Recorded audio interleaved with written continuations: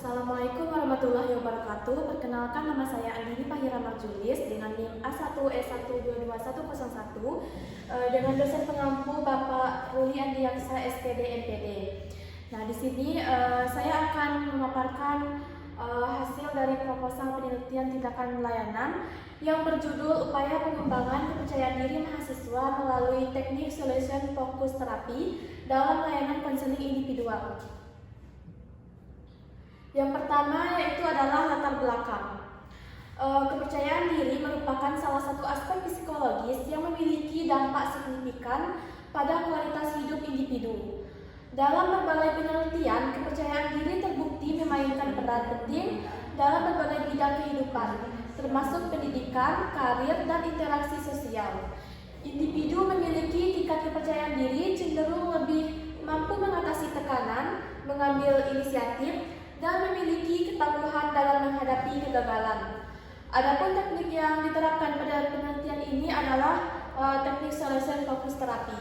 Solution focus terapi adalah terapi singkat dengan membantu memunculkan dan mengkonstruksikan solusi pada masalah yang dihadapi. Lalu yang kedua adalah batasan masalah.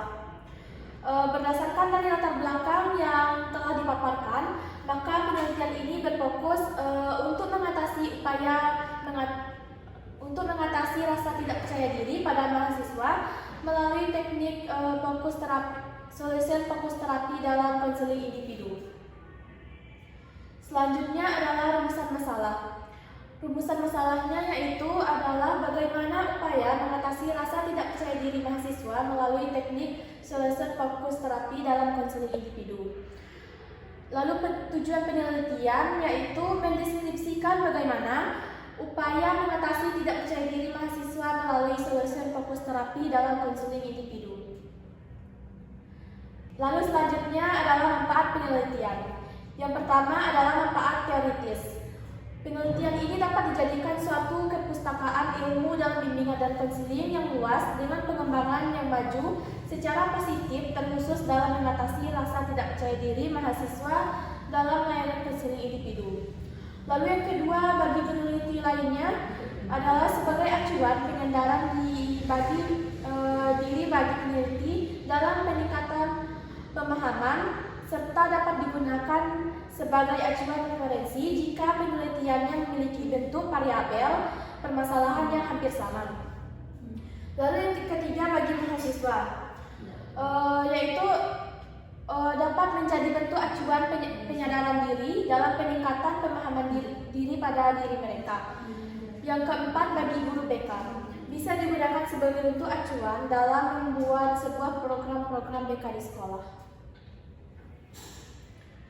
Lalu selanjutnya adalah kajian pustaka.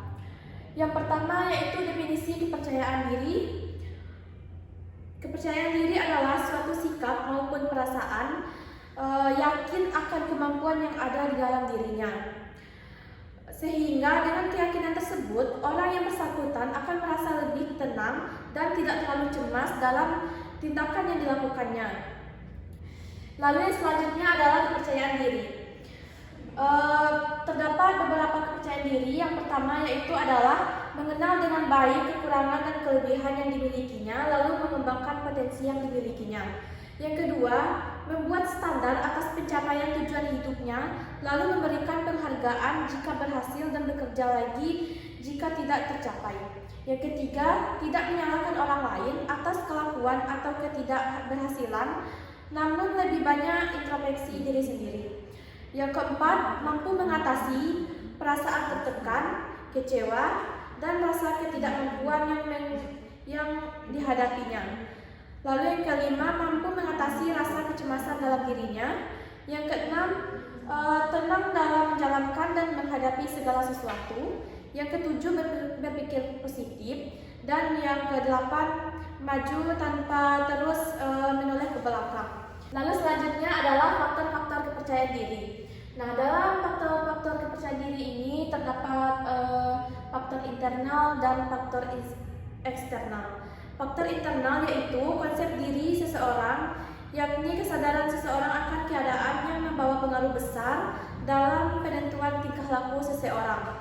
Terbentuknya konsep diri diri berdasarkan persepsi mengenai sikap-sikap lain terhadap seseorang atau atas dasar pengalaman terhadap lingkungan keluarga.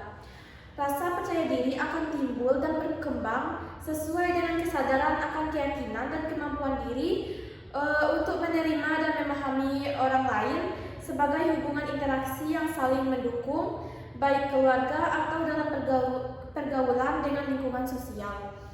Lalu yang kedua itu adalah faktor eksternal, yaitu lingkungan keluarga akan memberikan pembentukan awal terhadap pola kepribadian seseorang. Selain itu, lingkungan formal atau sekolah, di mana sekolah adalah tempat kedua untuk senantiasa mempraktikkan rasa percaya diri seseorang atau siswa yang didapat dari lingkungan keluarga kepada teman-temannya dan kelompok bermain. Besar kemungkinan kepercayaan diri seseorang juga akan berpengaruh pada motivasi belajar untuk mampu berprestasi baik dalam bidang akademik maupun dalam bidang non-akademik. Selanjutnya adalah pengertian konseling individu, yaitu konseling individual merupakan realisasi antara konselor dan klien dengan tujuan agar dapat memecahkan permasalahan yang sedang dihadapi oleh klien. Lalu selanjutnya yaitu tujuan konseling individu. Tujuan konseling individual adalah terselesaikannya permasalahan yang dihadapi klien. Apabila masalah konseling ini dicirikan antara lain sesuatu yang tidak disukai keberadaannya, sesuatu yang ingin dihilangkan, sesuatu yang dapat menghambat dan menimbulkan kerugian, maka upaya penyelesaian masalah klien melalui konseling individual akan mengurangi intensitas ketidaksukaan atau keberadaan dalam sesuatu yang dimaksud. Lalu selanjutnya adalah tahap layanan konseling individual, yaitu adalah tahap awal, tahap pertengahan, tahap akhir. Lalu selanjutnya itu adalah definisi teknik solution focus therapy. Teknik solution focus therapy ini merupakan salah satu pendekatan konseling yang mempunyai konsep sederhana dan sangat mudah untuk dipraktikkan karena lebih fokus untuk membicarakan bagaimana mencari solusi daripada membicarakan tentang permasalahan mahasiswa. Jadi prokrastinasi adalah suatu kecenderungan untuk menunda dalam memulai maupun menyelesaikan kinerja secara keseluruhan untuk melakukan aktivitas lain yang tidak berguna sehingga kinerja menjadi terhambat, tidak pernah menyelesaikan tugas tepat waktu. Lalu selanjutnya itu adalah kaitan teknik solution focus therapy untuk meningkatkan kepercayaan diri mahasiswa, yaitu mahasiswa diajak untuk menyadari potensi dan kekuatan yang mereka miliki, yang pada akhirnya dapat meningkatkan rasa percaya diri mereka. Selain itu, teknik ini juga untuk membantu mahasiswa mengevaluasi tingkat kepercayaan diri mereka saat ini dan menentukan langkah untuk meningkatkannya. Lalu selanjutnya itu adalah metodologi penelitian. Yang pertama yaitu setting PTL. Penelitian ini adalah penelitian tindakan layanan yang dilaksanakan dalam layanan konseling individual terhadap mahasiswa yang memiliki rasa tidak percaya diri, yaitu pada mahasiswa di Fakultas Sains dan Teknologi Universitas Jambi, subjek mahasiswa di Universitas Jambi, perempuan yang berusia 21 tahun, lokasi Jalan Jambi, Muara Jambi, nomor 15. Yang kedua adalah subjek penelitian. Subjek dalam penelitian ini dipilih satu orang melalui teknik pengambilan sampel, yaitu teknik purposive sampling. Purposive sampling merupakan teknik sampling yang dimana peneliti menentukan pengambilan sampel dengan cara menetapkan ciri-ciri khusus yang sesuai dengan tujuan penelitian. Yang ketiga adalah instrumen penelitian. Instrumen penelitian tindakan layanan adalah alat yang digunakan untuk mengumpulkan data dalam penelitian yang melibatkan keterlibatan peneliti, di mana peneliti bertindak sebagai instrumen utama dalam penelitian dan secara aktif berpartisipasi dalam proses pengumpulan data.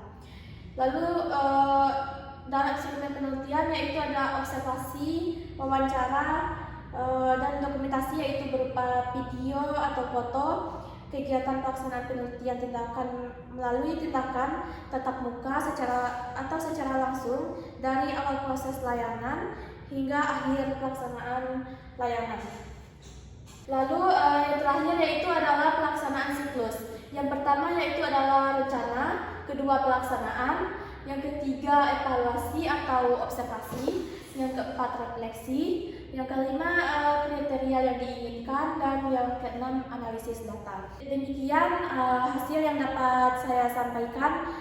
Mohon maaf apabila terdapat kesalahan kata. Saya ucapkan terima kasih dan saya tutup. Wassalamualaikum warahmatullahi wabarakatuh.